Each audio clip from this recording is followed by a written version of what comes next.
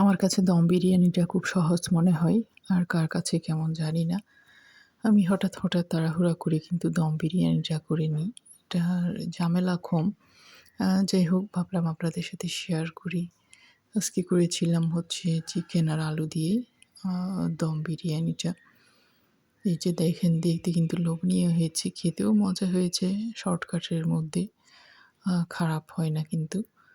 তাহলে চলুন দেখে নিই রেসিপি ভালো লাগলে লাইক, কমেন্ট করে পাশে থাকবেন। চিকেনের মধ্যে আমি আগে থেকে এখানে টক দই, লেবু আ এগুলা হচ্ছে দিয়ে রেখেছিলাম। মেরিনেট করে রেখেছিলাম আরকি। অল্প আদা, রসুন, পেঁয়াজও দিয়ে রেখেছি। আগে থেকে যেহেতু এগুলা মাখা ছিল তাই আর ভিডিওতে দেখালাম না, মুখেই বলে দিলাম। আ তারপর দিয়ে দিচ্ছি লবণ, স্বাদ মতো লবণ দিলাম। এরপরে দিয়ে দিব এখানে আমি এক করে হচ্ছে গরম মসলা, হাতে বানানো বাসায় করে যে গরম মসলাটা সেটা। তারপরে জিরা গুঁড়া দিয়েছি।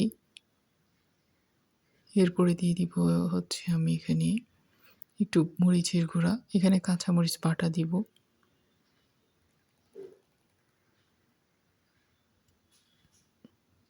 অল অল্প করে দিয়ে দিয়েছি হচ্ছে জয়ফল, জয়ত্রী গুঁড়া, মানে ১ চা চামচের কম হবে আরকি। জয়ফল, জয়ত্রী গুঁড়া। এখন এগুলো দিয়ে ভালো করে হাতে মেখে নিব। আমি যেহেতু হাত ধুয়ে ফেলেছি তাই এখন আপাতত হাতে ধরছিলাম না। চামচ দিয়ে দেখিয়ে দিচ্ছি। হাতে মাখাতে হবে ভালো করে। পরবর্তীতে এটা আমি হাতে মাখিয়ে তারপরে সুন্দর করে রাখবো। মেরিনেট করে রাখলে ভালো ঘন্টা ২ ১। আমি তো বেশিরভাগ সময় রাত্রে মেরিনেট করে রাখি আর সকালে হচ্ছে রান্না করি। এখানে দেখতে পাচ্ছেন আলুও দিয়ে দিয়েছি। কারণ বিরিয়ানির সাথে আলু হলে বাচ্চারা খুব পছন্দ করে। এখন সরাসরি রান্নাতে চলে আসলাম। আগে থেকে পেঁয়াজ বেরেস্তা করে রেখেছি এই পাতিলে। ওখানে কিন্তু পেঁয়াজ বেরেস্তা করার তেলটাও রয়ে গিয়েছে। এখানে আমি এই যে মা চিকেন আর আলুটা দিয়ে দিলাম।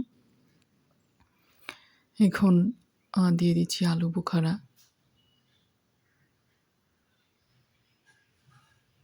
বাদাম, কিশমিশ এগুলো দিয়ে আমি হাতে ভালো করে মাখবো। যাতে মশলাটা খুব ভালো করে মাখা হয়ে যায় মাংসের সাথে।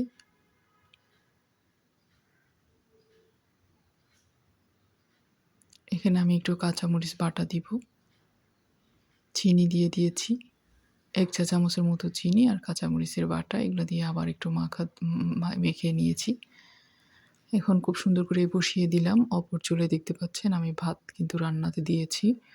এটা ৮০% এর মধ্যে সিদ্ধ করে ফেলেছি আমি ভাতটা রান্না করে। আমি এটা হচ্ছে নাজিরশার চাল দিয়ে করতেছি। আপনারা চাইলে বাসমতি পোলাও যেকোনো কিছু দিয়ে করতে পারেন। আমি যেটা ভাত খাওয়ার জন্য রান্না করি সেটা দিয়েই করতেছি। এটা দিয়ে কিন্তু আমার কাছে ভালো লাগে। উপরে দিয়ে দিচ্ছি ৮০% সিদ্ধ করার পর আমি এভাবে উপরে দিয়ে দিলাম ভাতগুলা ৭০-৮০% সিদ্ধ করে।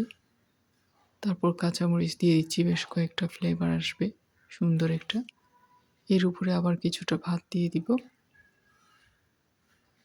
আসলে খুব সহজ হয়, আমার কাছে এই রান্নাটা খুব সহজ মনে হয়। ১ কাপ দুধ দিয়ে দিয়েছি এখানে।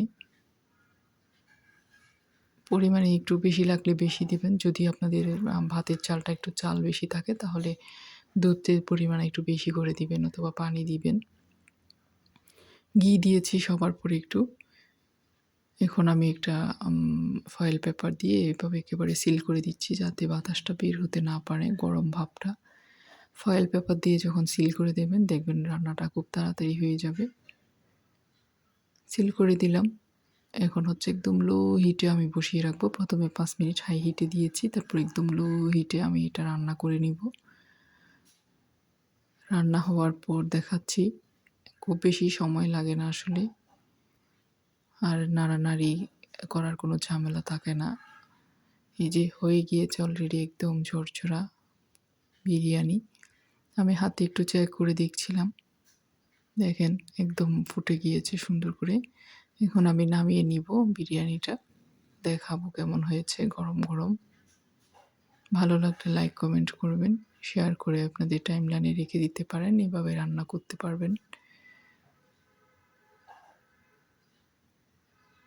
এই যে আমি একটা বড় ভুল নিয়েছি। অনেক গরম কিন্তু।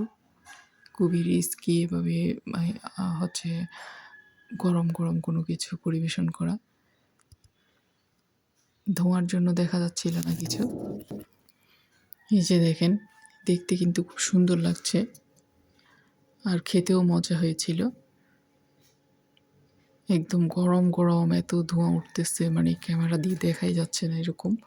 খুব তাড়াহুড়া করে আমি কিন্তু এটা আপনাদের সাথে শেয়ার করে ফেলেছি। যেহেতু আমরা খেতে বসে যাব। বাচ্চারা খুব পছন্দ করে বিরিয়ানি। দেখতে কিন্তু খুব সুন্দর হয়েছে, খেতেও মজা হয়েছে। আজ এতটুকু। আসসালামু আলাইকুম। সবাইকে আল্লাহ হাফেজ।